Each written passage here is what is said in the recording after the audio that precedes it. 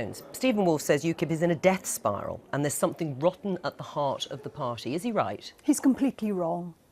Really? Completely wrong. And do recent events actually demonstrate that he's wrong? Yes, I would say most certainly. We are looking just at the headline activities of MEPs who are elected via the list system.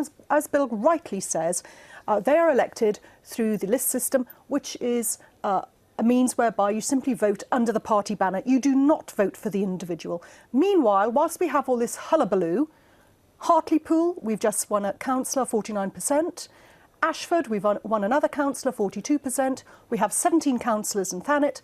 The grassroots of UKIP are continuing with their excellent activism and pushing forward the message of Brexit. Right, but people have defected from the party to the Conservative Party. Even Stephen Woolfe is reported to have talked to the Tories. There are reports that donors are withdrawing their money from the party. There is widespread evidence of infighting. Which bit of Stephen Woolfe saying it's in a death spiral is wrong? All of it. It certainly is not in a death spiral. You just mentioned the issue with regard to the donors. There is only one donor who said that he may possibly cease funding the party, and that's Aaron Banks. He didn't say for certain that he would be ceasing funding, so it's just one donor. And we have a history of a whole array of donors, and I'm sure once things settle and once we get behind a balanced, steady leader, we shall move forward and funds will come. And it is part of the responsibility the NEC's fault.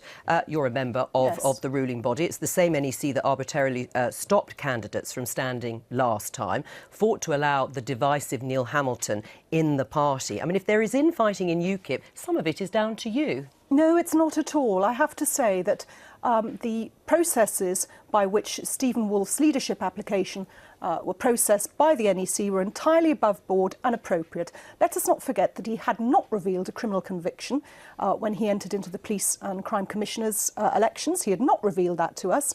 He had not revealed that to the Electoral Commission. Right. Is that why you stopped him then, not because he got his papers in late? It's an accumulative effect. So we had the issue of not disclosing a criminal conviction.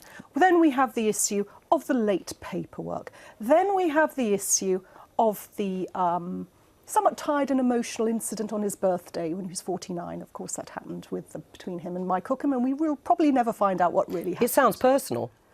It could well be personal. I really don't know what the relationship is between Mike and... No, I meant between you, the NEC, and Stephen Woolfe. I wouldn't say it's personal, not at all, but due process has to be maintained, order has to be maintained, and rules have to be followed. Right. Because all rules have to apply to every single member equally. Whether you're grassroots or an MEP, the same rules will apply equally. Right, and you say it needs a strong, steady leader. Can it really function, this party, without Nigel Farage?